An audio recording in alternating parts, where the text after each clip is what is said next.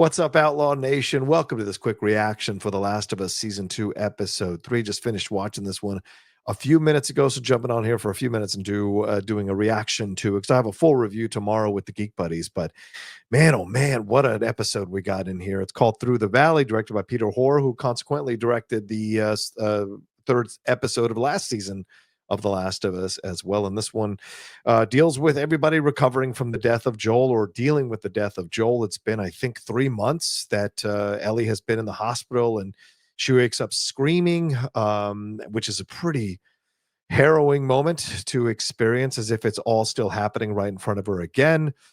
Tommy is dealing with the death of his brother, and it's a beautiful scene where he's washing his brother. I mean, there's just something, washing his brother's body. There's something really loving about preparing your loved one for the next journey. And him saying, tell Sarah I said hi, which is Joel's daughter, which was the impetus for the beginning of all of this show. Even if you haven't played the game, you know that from the show, he lost his daughter in this way. And so it's a beautiful and touching moment. And I think Gabriel Luna really brings a lot of tenderness and vulnerability and hard edge to that moment, because obviously he's experienced so much with Joel. And so we're seeing the town dealing with not just Joel's loss, though, because the camera pulls back to show all the bodies that are there. And that becomes a predominant thing over the first part of the episode, is that, look, Ellie, we all love Joel. Even Dina says this when she's surrendering her information about the wolves. We all love Joel, but other people lost people. Other people had to go through stuff. And so Ellie, who wants to immediately get things going after Dina tells her the names and the location of where the wolves might be, Abby and her crew, she's ready to jump out the door. But they go to Tommy, and they've got to negotiate this stuff with the council. And I think it's a really interesting council meeting, because you have Seth stepping up for Ellie and Dina, who Seth had essentially been bigoted just a couple of nights, or New Year's Eve, whenever that was in the time of the show, which is probably three and a half months ago. But now here he is stepping up, being one of the lone voices in that room full of people, saying, hey, we need to do this because we need to protect ourselves and we need to fight back. And then Ellie delivers her speech, right? And this is the thing that's interesting about the show. Like, we all know that Ellie is lying. Ellie wants to go and avenge Joel. But she's got to deliver the speech in a certain way, because Tommy told her, you got to do it this way. You got to present it this way. And I think there's a lot of what Ellie is saying that has community baked into it.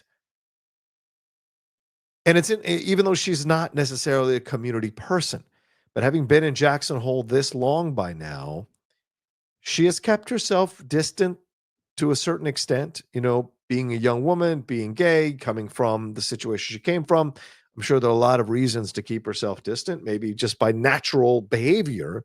She's a bit of an introvert and doesn't necessarily commingle with everyone. She has her strong relationships with Joel and Dina and a couple others, but overall, and Tommy, right? Overall, she, we don't see her palling around with people in the town or anything like that, or having these little quips, just her and Jesse working out, which we see in the show as well, and her and Jesse going on patrol and stuff. But she keeps her circle pretty tight.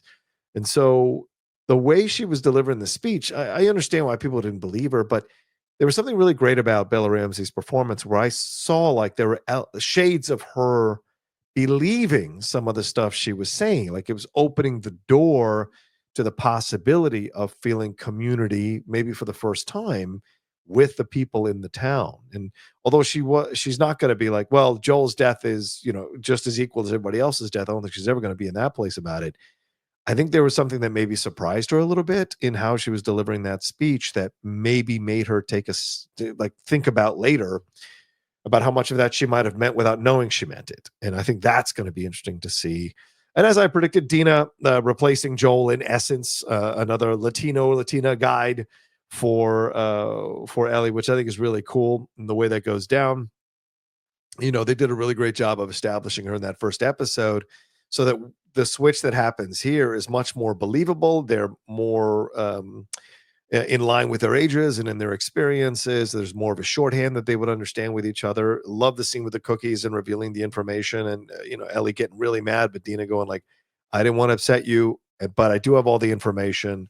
What are we going to do? And when the council votes against Ellie, it is a tough thing to witness, but I think it's also really important and great that the showrunners, Craig Mason and Neil Druckmann, showed that, because it shows clearly that Joel isn't the only one. And look, Joel was important. A lot of people loved Joel. A lot of people liked Joel in the town, but a lot of people suffered stuff. And sending 16 people now to go avenge one person, or because everybody else died at the hands of those of the clickers. So to send 16 people out when you're just trying to rebuild the town and make it stronger, that's a lot of a workforce that you're moving out of a town that has lost a lot of people just recently. So it's an interesting. I expected them to say no. I wasn't surprised. I might have voted no, because 16 people. We can wait to get revenge after we're built up. Then the 16 are free to go. But of course, there is this desire to get it done immediately. And of course, Ellie is already packing to go. And I love that Dina comes in and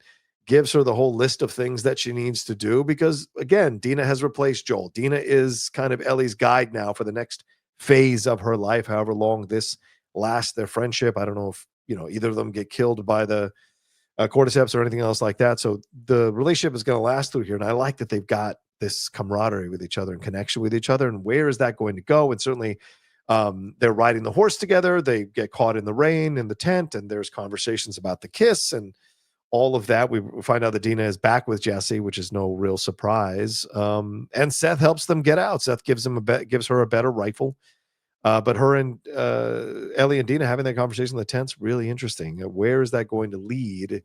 Is Dina legitimately interested, or is she just curious about it all? And what's Ellie's emotion around all of this because of, having lost someone she just loved? Is Dina going to kind of replace that, kind of like not necessarily a rebound, but certainly someone that she could put her emotions towards? And is that going to be an issue if it doesn't get reciprocated? So that's a fascinating thing to think about. And we do see this kind of not cult-like, but religious type sect there with this father and daughter talking about the things they learned. They're all cut up here, I guess, as a symbol of their devotion to the quote unquote prophet.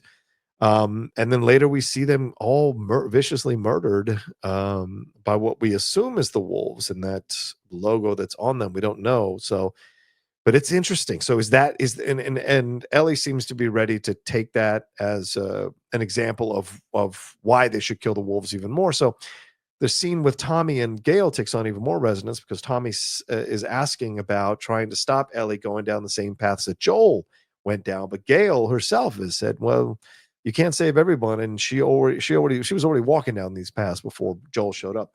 I think there's more to Gail here. There's more to that Eugene situation. Is she manipulating from the inside out? Did she talk to people when she was doing therapy? Did some of the council members go to her, and did she maybe poison the well a little bit for them to turn on Ellie? Like, I don't know. Gail is somewhat a character that I kind of have a little suspicion about in the background of it all, because everyone tells her their secrets. So I just feel like that's a lot of power to carry in a town this small and in a situation like this that she could exploit. I know everybody loves Catherine O'Hara, but it doesn't mean she might not be playing a little bit of a villain. So I find that to be something to just kind of put a pin on to see what happens here. Ellie's carrying Joel's gun, so clearly she wants to get revenge. So I wonder if this is going to be Dina and Ellie basically taking revenge for Joel getting lost in that city of Seattle, which we see them get to by the end of the episode, and then maybe running into something they can't handle. Because looking at the wolves, that's an army. They have tanks, they have armor, they have helmets, they have weapons. This is a full-on army. This is not just some kind of, a ragtag group that rolled in there and did what they did to Joel. This is going to be very interesting to see how much of them that they can overcome. And what will it mean for the town once they find out that Ellie and Dina are missing?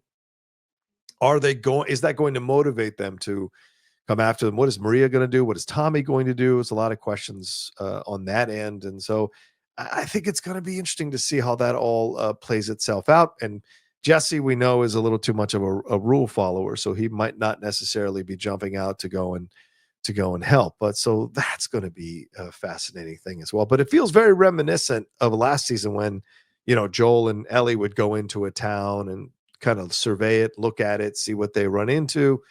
And Ellie talks about the first time, she killed someone, which is kind of related to them going into a town and experiencing a reaction from the people who are the residents of that town. So I'm going to be curious to see with what they do with that, So it's just fascinating. But I like that we got more with Ellie and Dina. I think that's a great relationship. Isabella Merced and Bella Ramsey have some great chemistry. So immediately we've got a replacement for Joel. Not fully a replacement, but certainly a good replacement. Isabella Merced is a really damn good actress. So I like what they're developing here. What are Tommy and Maria going to do? I like that the show gave us time to grieve Joel, right? By going to the headstone, but also taking its time as it's rolling out and seeing how people are reacting. And that beautiful moment with Ellie crying in Joel's on Joel's jackets. It shows you the depth of emotion that she feels for him, and that she's going to be unable to tell him, that she's sorry or find some kind of forgiveness for each other for how things were. So just so much to enjoy here. Little seeds being planted of where we're going. The overwhelming size of the wolves right now, and Ellie and Dina being on their own. How are they going to handle that situation? Are they going to have to overcome in order to survive? And are they going to get revenge on Abby by the time this season over? Because remember, they already announced the season 3. So I've got a lot of curiosity here. And how's Jackson Hole going to react to them leaving and Seth helping them? I'll be fascinated to see. But a beautiful episode, a great episode to transition us to the next phase and the new existence of this show without Pedro Pascal, with Isabela Merced taking a much more prominent role, and seeing where we go with this relationship between Ellie and Dina, as we go into Seattle. So a lot of good stuff here. Really enjoyed it. I love that they presented certain things, but didn't like keep hammering the point home or dilly dallying around it. They let you put things where they're supposed to be. You spend enough time with them to get it, and then the effect is there as well later on when they revisit it, like with that cult or the sect, sorry, the religious sect there. That was a part of that. So a lot of stuff now that I'm really curious to see as we go into the next episode. What do you think? Did you like it? Did it work for you? Did you enjoy the way they presented things? Enjoy that you took a time to grieve Joel, grieve his loss? I think I know Druckmann said that's something we couldn't do in the game, but we could do in the show. And did you like some of the beautiful shots of the scenery? The madness of it all. These things are right outside, yet we can have a t-ball game, or we can have beautiful sunsets, or we can have these fun rides into the woods and what have you, and enjoy the scenery and the beauty of it all.